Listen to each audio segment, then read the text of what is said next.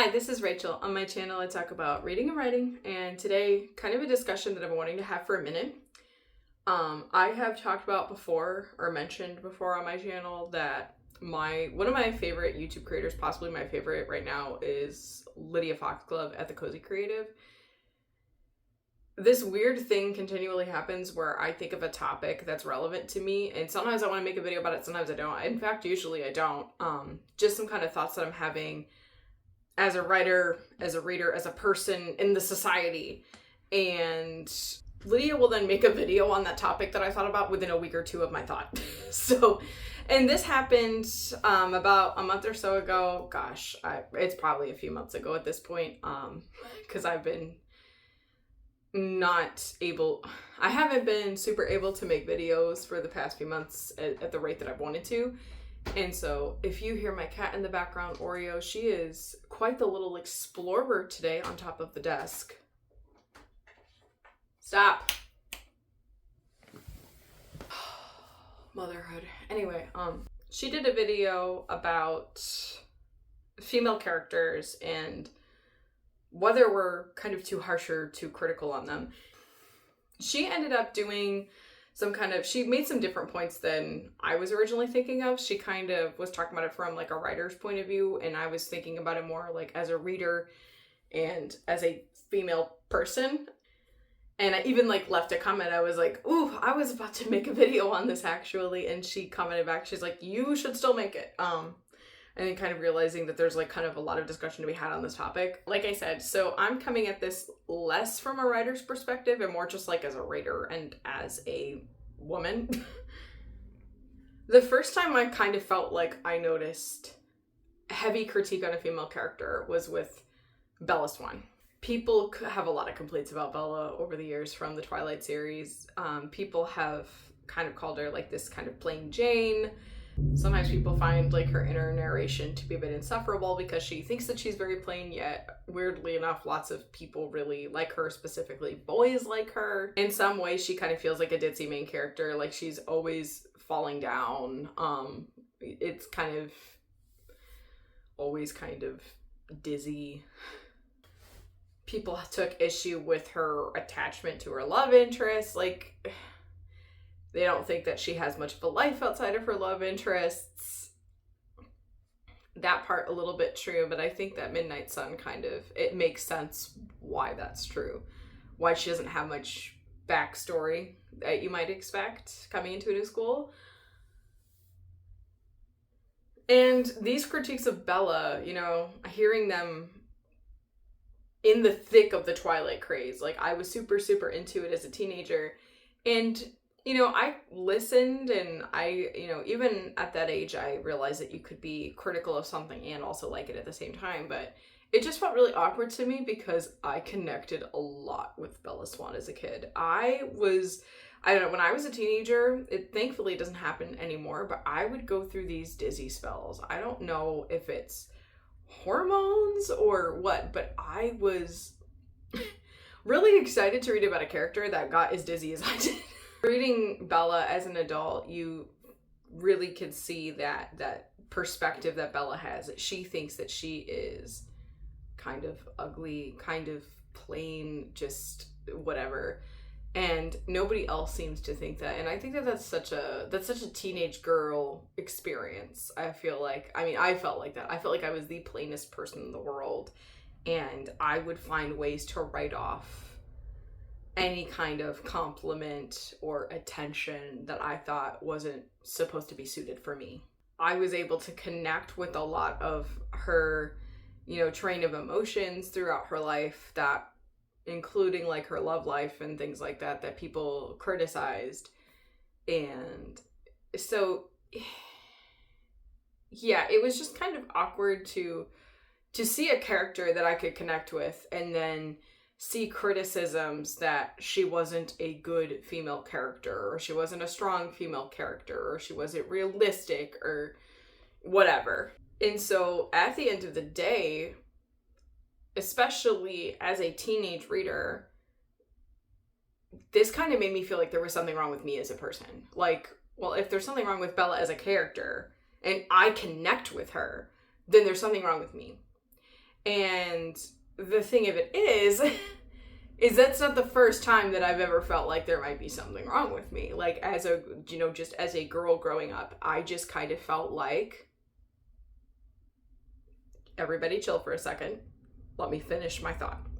I've always felt like I just wasn't like other girls. I had troubles feeling like I fit in with other girls. And so right now, a lot of you are sitting there like, oh, I'm gonna click away this YouTuber, Rachel. She's a pick-me at the Lit Nerd. We don't like her. She thinks that she's not like the other girls. I don't say that to be cute or quirky or charismatic. This was never a quirk for me. This was a kind of painful point for me growing up. This feeling like I just didn't feel like I fit whatever mold I was supposed to feel like I fit into. And so, as an adult, looking back at how I felt then, how I continue to at times feel now, and looking at discourse online about this feeling, I think a lot of it boils down to probably some kind of undiagnosed neurodivergence. You see a lot of stuff online nowadays where a lot of women that have related to those not like the other girls characters are oftentimes neurodivergent. And some of those differences that are honestly pretty common can really make us feel disconnected to the more neurotypical. So do I know exactly what I have going on? No. I'm assuming that there is something there. So because of that, outside of just being a reader, outside of being a writer, I've always kind of hyperfixated on how society perceives female characters, especially the ones that I connect with. What kind of female characters do people think are good and represent the girlhood or the womanhood experience? And I find that this kind of reaffirms that despite being a straight cisgender woman, that I'm apparently not being female correctly like a lot of these characters are. I saw this again with another type of female character, Selena Sardathian, Aelin, from the Throne of Glass series. And so she's very different from Bella. Like, she knows how to use weapons. She is aggressive. She knows how to fight. She's kind of an antithesis of Bella, because Bella is seen as like passive and shy and not confident a lot of the times. Selena is like the opposite of those things. And Sarah J. Maas herself has kind of said that she has spent some of her life just feeling really like bitchy. And Selena Sardathian was kind of designed to be like that. She wanted to write a character that reflected some of those kind of the anger that she would sometimes have in herself. I felt like there were parts of Selena that I could really connect with, and that there were parts that of her that kind of inspired me. The pieces of me that were feeling very Bella were very inspired by Selena. Once again, we have a lot of discourse about Selena and how people don't like her because she is too stereotypical of a strong female character. Like, I guess when people said they wanted strong female characters, they didn't want one that just like fights and stuff. Because that's too obvious of a breakaway, I guess, from a passive main female character. But that didn't make sense to me because we have a lot of male characters in media where all they are is strong and skilled. Like, if you see a dude bro action movie, that's all of the male main characters for the most part. Like, yeah, you get some kind of sad backstory usually, just like you get with Selena. I don't really see a lot of people actively giving a crap about male main characters that are just strong, just female characters. Is this online discourse just with genre fiction? No. And it's not just in BookTube or BookTok, Reddit, online circles. I remember reading somewhat recently for my master's degree, I was reading a literary article about The Shining by Stephen King. It was like this feminist analysis of the female character Wendy. And I feel like there's a lot going on with Wendy in The Shining. There's a lot to analyze about her decisions, what she puts up with from Jack, why she puts up with it, her relationship with her son, and you could argue if she's always making the right choices for her son and things like that. I feel like there's a lot that we can look at there, and there's going to be a lot of nuance because she's in a relationship with a hostile person. However, the one thing about this particular article that killed me is they said that when Jack is trying to harm her, she hides out in the kitchen. And that's misogynistic. It's actually not, though. And I'm like, are we really doing this right now? Because it's actually a very smart place to stake out. If you need to stake out anywhere, why would you not have like a little stakeout in the kitchen? Because you have some food, you have a door to lock in this case. Not everyone has that in their house. A lot of places, a lot of homes are, places you can't just lock up the kitchen. But since they're in the hotel, you can lock yourself in the kitchen. And there's knives and there's rolling pins. There's all kinds of stuff that you could gather for self-defense in the kitchen. Like, it literally does not make sense to me that we would say that a kitchen is a misogynistic place for her to go and that is her place to recuperate. Like, you know who doesn't like cooking? Me. I feel like my place is not in the kitchen. My husband's place is in the kitchen. And I'm telling you what, if I had an intruder in my home, I know where my knives are in my kitchen. Like, hello? Like, defense. And I'm not going to sit here and pretend that Stephen King is the master of writing female characters. I mean, the way that sometimes that he writes female characters can make me roll my eyes a little bit. Not so much because of their personalities.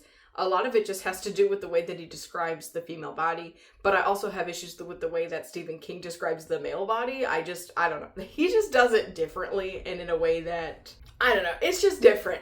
And if you've read a lot of Stephen King, you're probably going to know what I'm talking about. So the criticism for a lot of Stephen King's female characters, I feel like a lot of it comes down to the way that he's describing the physicality of women. However, one really unpopular opinion that I have is, and I'm not the biggest Stephen King reader. I've read maybe like 7 of his books. My favorite is The Stand, and my favorite of his female characters is Franny. And that always shocks people, but she feels a little bit more real to me and a little bit more complex to me in a way that the other ones don't. And I just kind of felt like, and it's hard to explain too, because it's been a while since I've read this book and there were so many different characters to focus on. But to me, I just felt like she was easier to connect with. And there's one particular line that people that criticize Stephen King at the kind of book talk level and at the literary criticism level, they all take issue with. There's a moment when shortly after the disease breaks out and Franny's kind of left on her own, she thinks to herself that she needed a man. And I don't remember exactly what she's doing when she says this. It's something handy. I don't know if she was fixing something, if she was doing something outside of the house or with a tool or whatever, but she's never done something like that before. And here's the thing. A lot of people think, oh, it plays into this stereotype that only men do these things. Well, at the end of the day, especially at the point in my life where I read this book, I would have thought kind of the same generalized thing because I wasn't very handy and I couldn't have done the same thing that Franny was trying to do either at the time. I am a lot more handy now, but it's the way that it's worded, I think, bothers people, but the sentiment I don't think necessarily should.